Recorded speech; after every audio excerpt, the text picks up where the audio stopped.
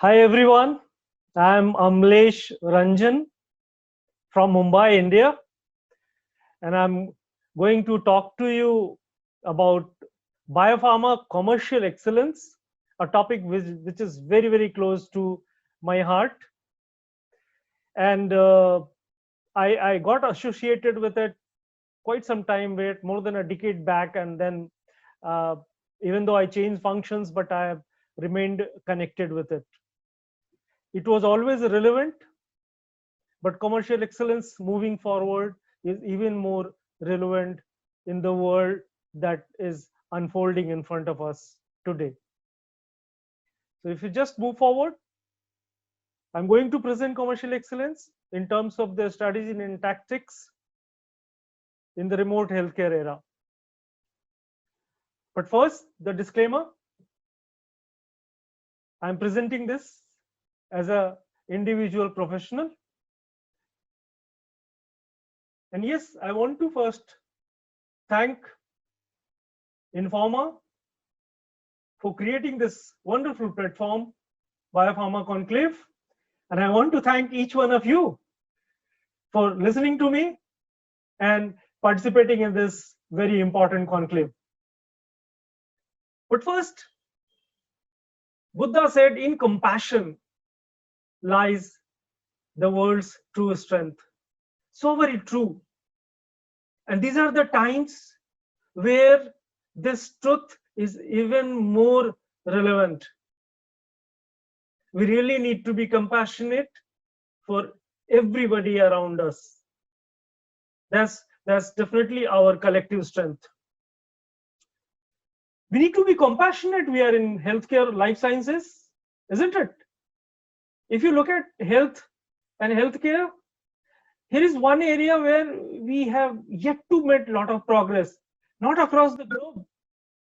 Even in India, such a huge gaps are there. Millions are suffering. And hence, I would say that here we need to have that compassion in mind. You know, about say 7-8 months back, I wrote this article, and in that article, one part I quoting WHO, I actually talked about the threat to the world because of poor healthcare. You know what I wrote? The threat ahead is so large that if it is not taken care of, it can wipe out substantial part of our progresses and gains on all fronts. By Jan 2020, COVID-19 strikes, and what we are helplessly watching a significant part of the progresses which we made in many areas. Healthcare is so very important, and hence I would say healthcare is first a responsibility, only then an opportunity. We cannot be in this domain first with a sense of opportunity. It has to be a sense of responsibility. With this in mind, we move to our topic, commercial excellence, which I'll try to propose to you, present to you through two lenses. One in terms of what are the change realities and expectations, how the ecosystem is getting redefined, and then what are the kind of shifts which are happening in terms of value plan, in terms of execution. Let's first look at the remote healthcare era. What are the realities, expectations, redefinitions? First, health is finally the topmost priority for individuals, communities, societies, nations, governments, for everyone. It has happened in an unfortunate way, but it has finally happened. And we must pat ourselves as an industry on our back, because we have really gained, our reputation has gone up. our reputation has gone up because we have been able to live up to the expectations. When a health crisis struck, all the key players in the healthcare ecosystem were expected to raise their game, expected to increase their momentum, expected to increase their contribution. And we all should be satisfied that yes, we have been able to do that. And that's how we have gained in reputation. Yes, a lot is yet to be done, but at least we have made a good progress. Well, the environment of biopharma was getting reshaped for a very, very long time. This pandemic has only accelerated it. Whether we talk in terms of payer provider, value-based approach, whether it is polycentric, networks, whether in terms of things getting more and more global, whether in terms of healthcare getting proactive, personalized, participatory. All that was happening earlier also, but this situation has suddenly accelerated all these aspects. As expected, telemedicine, video call consultations, they were expected to happen and they are happening, and they will keep on happening. Most of engaging them on virtual, and that's the medium, we can't help it. So what is getting seen through the research, what the physicians want? You see, almost 50% are still saying that once the situation is better, there is still a mix of virtual and face-to-face is what will be desirable, which means we are talking in terms of going phygital, so physical as well as digital. In terms of their expectations, whether it is webinar, whether it is virtual speaker, virtual training, all those aspects, as anticipated, those have gone up and they will keep on. When it comes to content expectations from us, scientific was always there, but it is out and out scientific and educational now, and even that will keep on going up. As regards the pharma sales reps visits, once again the research suggests that 55% feel whatever that mix was there between virtual and face-to-face, the same will get restored. It can be little more, it can be little less, but once again it comes out that yes, the personal touch, that face-to-face will not completely go away, and we need to keep that in mind. Well, the patients, thanks to technology, the handheld devices, the broadband, they are in control. But that's a good news because they are in control of their health, and can be nothing better. That's a tremendous news. But that's a new reality we need to take cognizance of, because then we operate slightly different. Patients are firmly in the center. Now previously they were interacting possibly only with the physicians, but they're now interacting with the pharma companies as well, with the government agencies, with the health tech companies who are providing the health solutions, and with even the health insurance and other payers. So this again, realities and expectations in mind. Let's look at the second part, the main part of my talk here, the commercial excellence, and where we will look at the strategy tactics. I invite to have a look at this.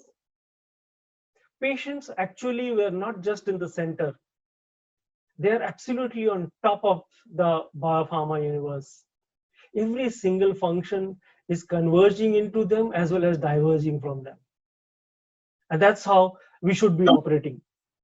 And rare diseases is one such great example, which I keep on sharing, that when a pool of unexplored therapeutic opportunities come, it's not just the industry, but the academia also comes there.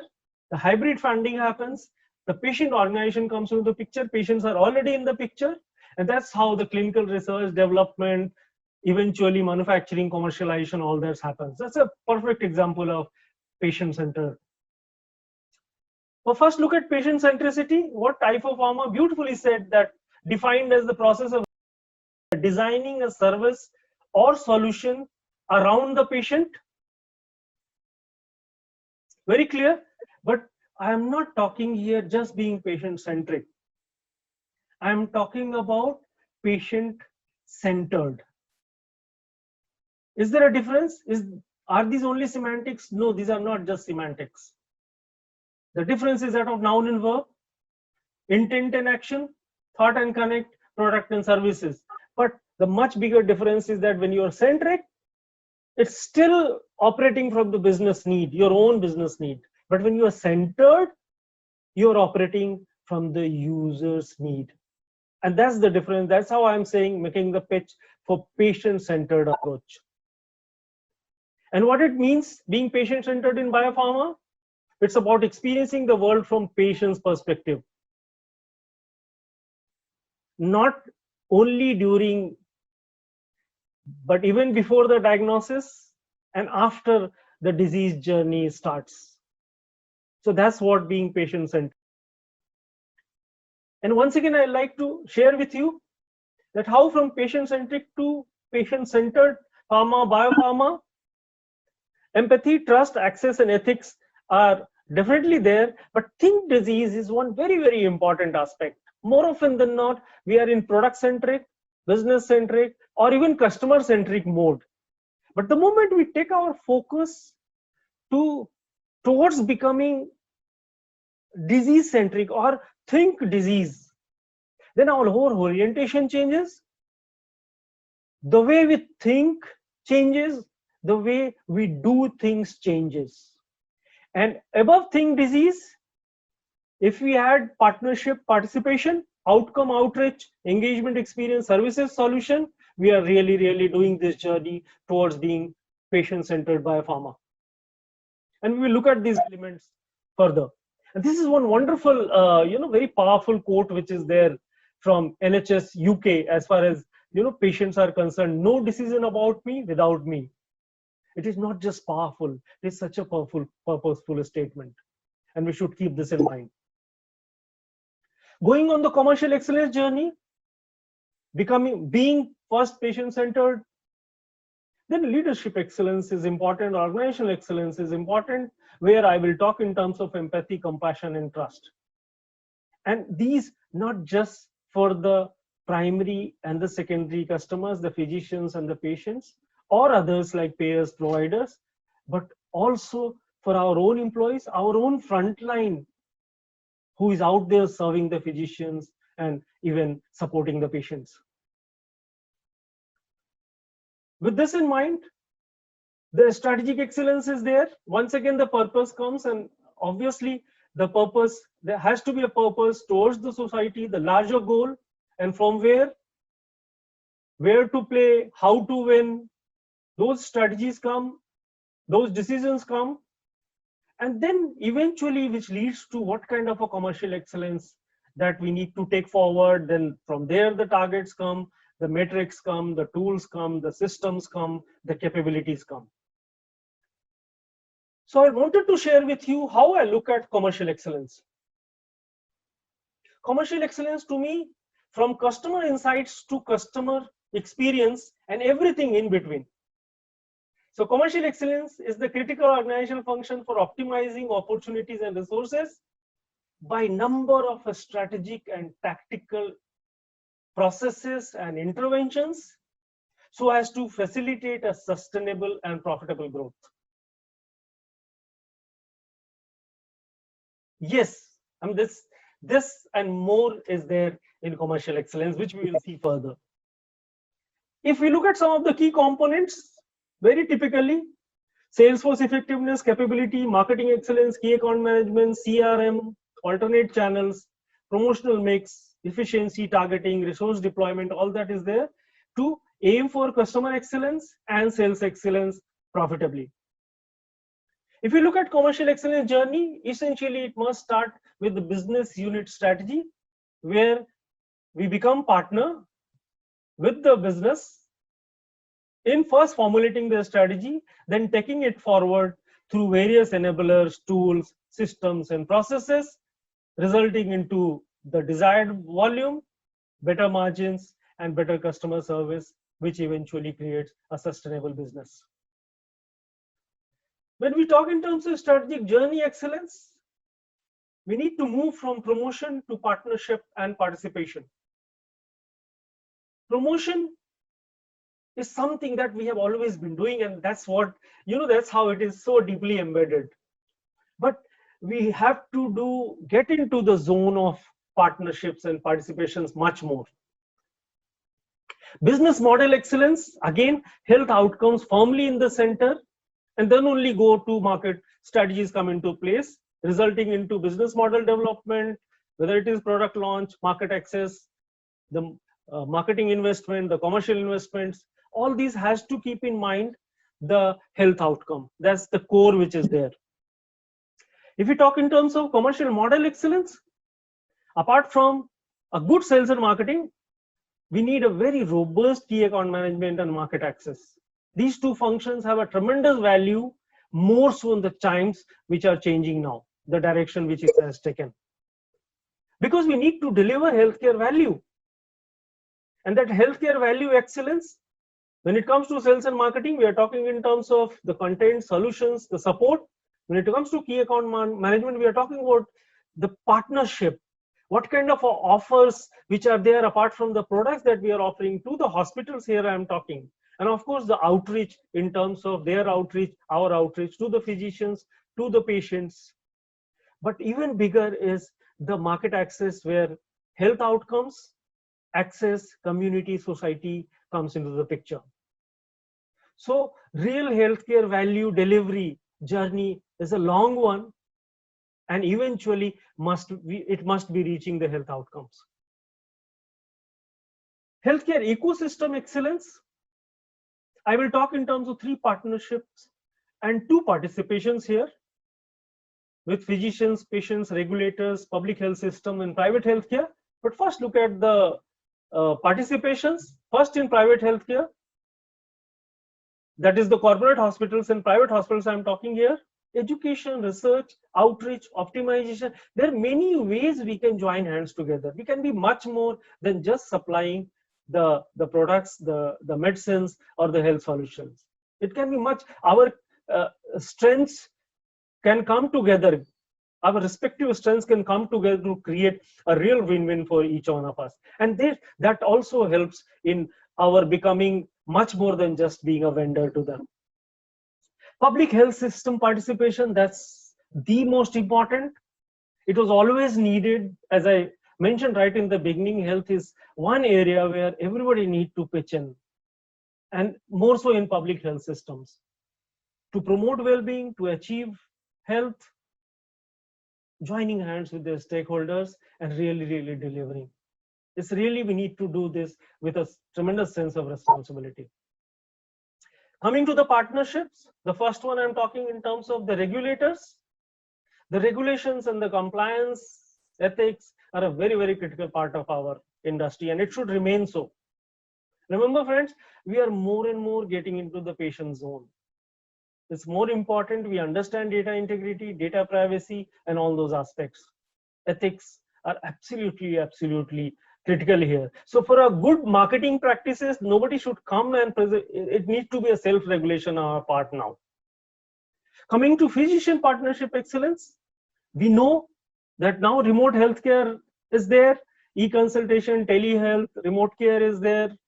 Of course, research is a great area of partnership between us and the physicians.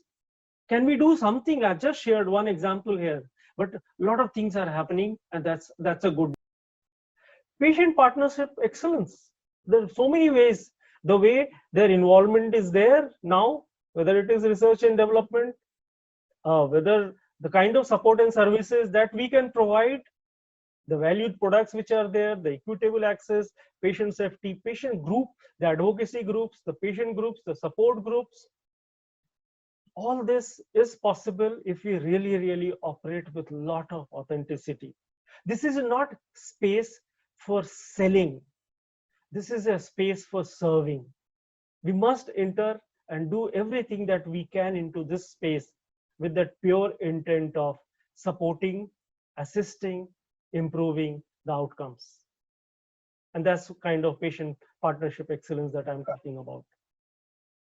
Patient support excellence. It has been proven that awareness, assistance, availability, adherence, advocacy, these aspects have their amazing impact on the disease outcome or the health outcomes. And we can do a lot here. Digital health excellence. The kind of things that artificial intelligence, machine learning, big data are already doing. There are n number of so many excellent solutions which are out there, but we are still sort of at a very, very low level. We are still somewhere at the tactical level only. Yes, digital therapeutics are happening. Digital medicine is happening, but a much more need to happen. Can we do something in that space? Can we do something with the help of digital along with the medicines, the health solutions we are providing? We should look for opportunities, and that journey, if we take that, will be a really strategic journey for the organization for the times to come. Marketing team excellence. The starting point is the customer empowerment, experience, and engagement. That's like that should be like a mission. And when I'm talking these three, I'm talking both in terms of the primary customers, the physicians, as well as the patients. What kind of values and capabilities I'm talking about here for marketing? Solution focused, disease oriented, service approach are a given. Holistic strategy. What I'm saying here is that it's not just about planning, strategizing, and planning things for the physician. Creating things also for the healthcare providers, the health system, the payers. So when you create a strategy, marketing strategy, you need to have a really, really holistic approach, keeping in mind all the stakeholders in the system. Of course, omni-channel, real-time response, profile customization. But one more thing that I'll mention here is social listening. A lot is getting talked on the web. You must understand what is getting talked, who is talking what the patients are talking, what the physicians are talking, because that's the space. Everybody is having their own interpretation. A lot of learnings are there. We must listen to that, and we must support these discussions. Marketing excellence components, very clearly, of course, there are a number of these very well known to you, but digital marketing and social media marketing is something that is very, very critical for excellence. Coming to sales team excellence, knowledge, information, and connect. Knowledge is a given. Of course, you should completely know the therapy, the products, the customers. You should have that complete knowledge. But information is equally critical. It has to go beyond what kind of a prescription. That's the basic. What I'm talking in terms of what is getting talked in the area that I'm serving, the area in which I'm working, the disease area in which I'm working, the therapy area that I'm serving. And I also need to be informed about the regulations, that what kind of as I said, that you can't help it getting into the patient space now. Even frontline will get there, because we are being reached out to, but we need to keep in mind the data privacy, the data integrity, the ethics, values. It's so very critical here. And our sales team must understand this space is not for selling. It's about supporting, it's about serving.